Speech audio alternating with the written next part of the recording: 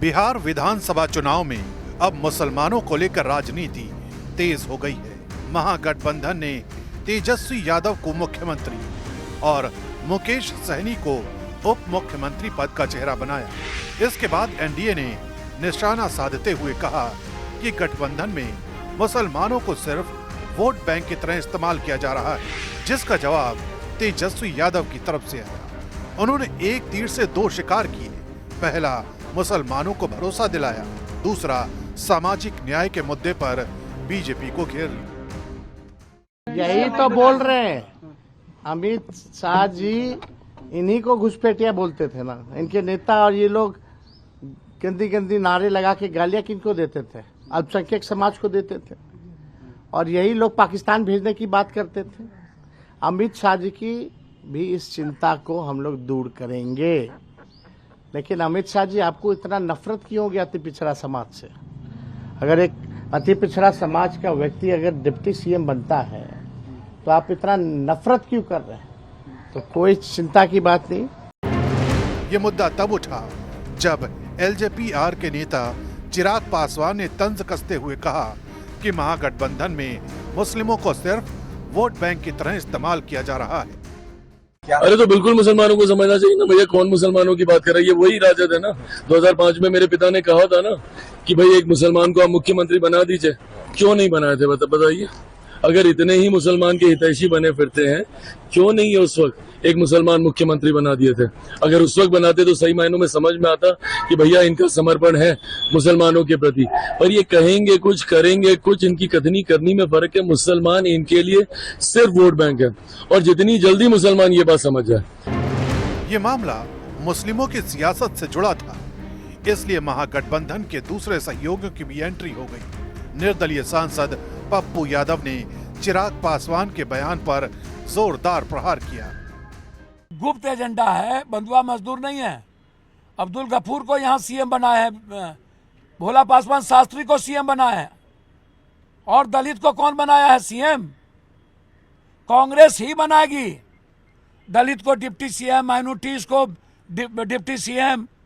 कांग्रेस में ही दम है, बीजेपी में नहीं। उधर जेडीयू ने एक ट्वीट करके मामले को नया रंग दे दिया।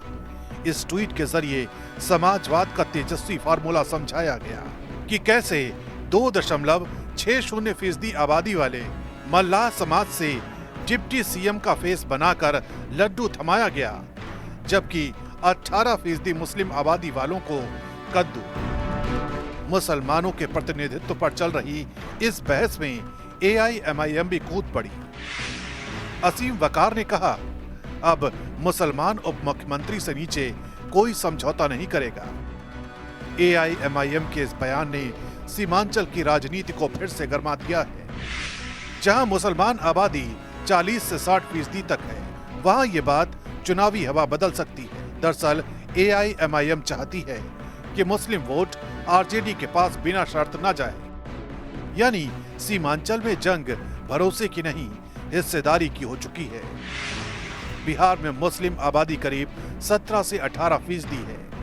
किशनगंज, कटिहार, अररिया, पूर्णिया जैसे सीमांचल जिलों में ये वोट निर्णायक भूमिका निभाते हैं।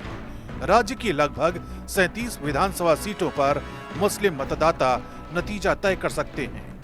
पिछले चुनावों में मुस्लिम वोट का बड़ा हिस्सा आरजेडी कांग्रेस गठबंधन के साथ गया था, लेकिन इस बार एआईएमआईएम और एनडीए दोनों उसी आधार को खिसकाने की कोशिश में है। हिंदुस्तान में मुसलमान बीजेपी को हराने के लिए इंडिया गठबंधन को वोट करता है।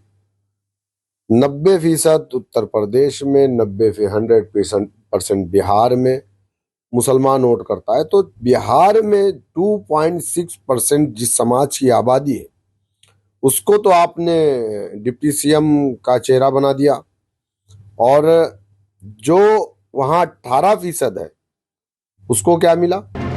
राजनीति को समझने वाले मानते हैं कि ये बहस किसी एक दल को नहीं बल्कि सभी को प्रभावित कर सकती है।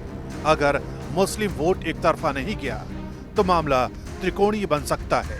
तेजस्वी यादव की कोशिश है कि महागठबंधन में मुसलमानों की नाराजगी न बढ़े, वहीं एनडीए इस बहस को हिंदू बनाम अल्पसंख्यक ध्रुवीकरण में बदलना चाहता है और AIMIM चाहती है कि मुसलमान अब निर्णय वाला वर्ग बने। यानी बिहार की इस सियासी जंग में 18% आबादी अब चुनावी किस्मत का की फैक्टर बन चुकी है।